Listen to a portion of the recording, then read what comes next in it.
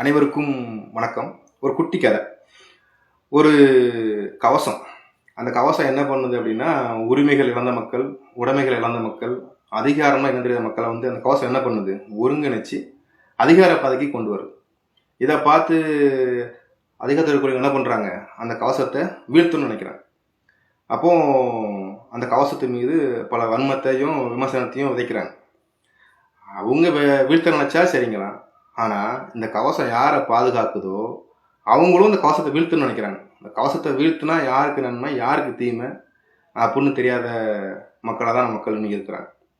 அந்த வைக்கக்கூடிய விமர்சனம் என்பது ஒருவரை செதுக்கணுமே தவிர காயப்படுத்தக்கூடாது. அப்படி காயப்படுத்தினா அதுக்கு பேர் விமர்சனம் அல்ல, வன்மம்.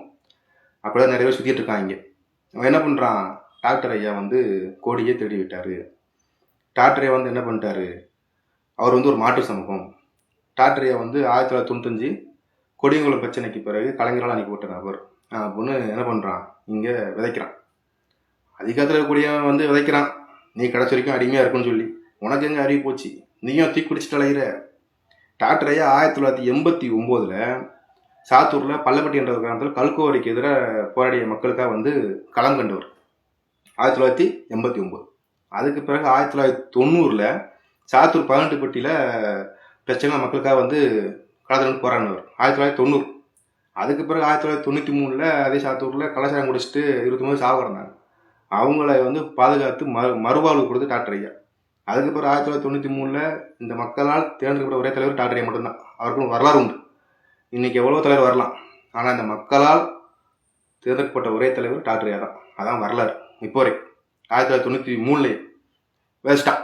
சரியா. அடுத்து கொடியை திருட்டார். இங்கே எவ்வளவோ திருடு போச்சு. இங்கே வேளாறுன்ற பெயரை கூட நம்ம போராடி தான் வாங்கிட்டு இருக்கோம்.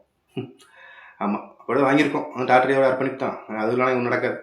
அதுக்கு பிறகு பாண்டியன் என்ற பெயராக இருக்கட்டும், எல்லாமே பறி போச்சு. அதெல்லாம் இங்கே எவனும் போராடி இங்கே வாங்குற மாதிரி ஐடியா இல்லை. இந்த கொடியை பாதுகாத்து அரசியல் அங்கீகாரம் படுத்தினாலும் கொடி இன்னைக்கு கையில் இருக்குது. இன்னும் அதுவும் போயிருக்கும்.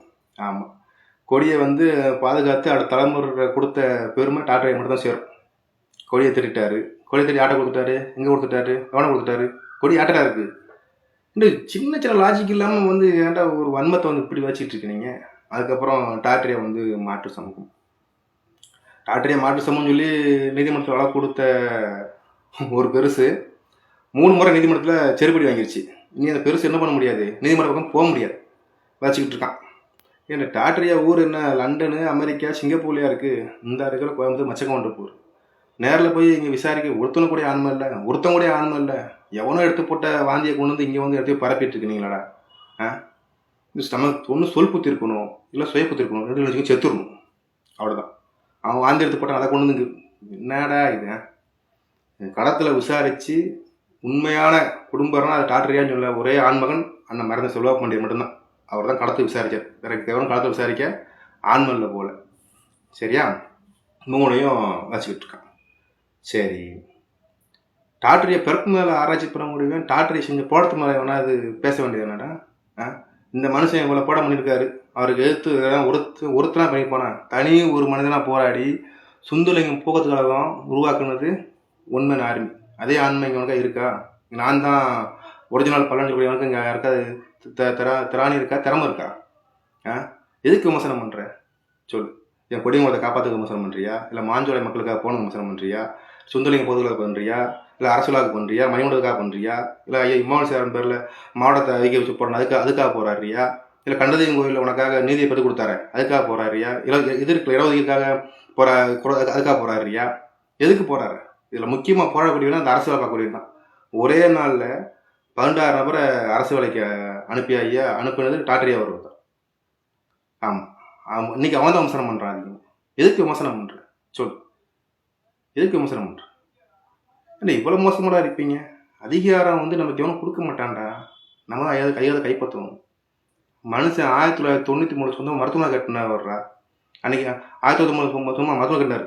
அன்னைக்கு ஃபுல்லாக இங்கெல்லாம் இங்கே சொல்கிற தலைவர் என்ன பண்ணி தெரியுமாடா, அவனை என்ன பண்ணிட்டு இருந்தான்? இந்த சமூகத்தில் எவ்வளோ தலைவராக இருக்காங்க, எவனை உழைச்சி சாப்பிட்றானா?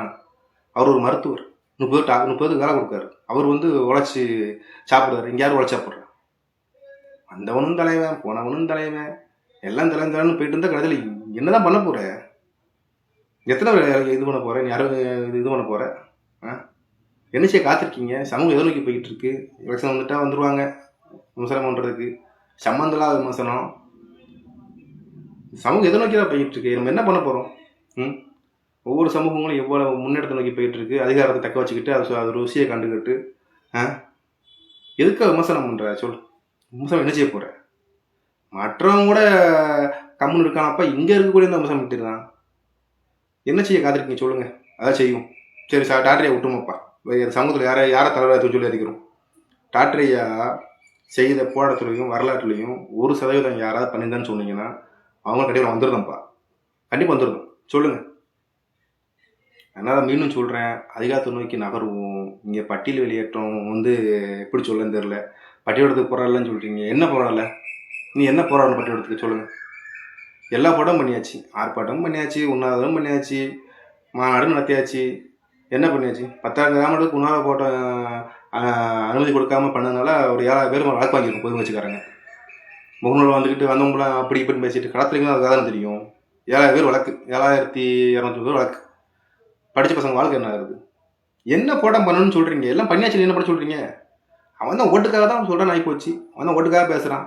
இந்த இப்போவும் ஓட்டுக்காக தான் பேசிகிட்டு இருக்கான். எலெக்ஷன் வந்துட்டுல பட்டியல் சொல்லி பேசிகிட்டு இருப்பான். நீ அவன் பின்னால் போயிடுவேன்.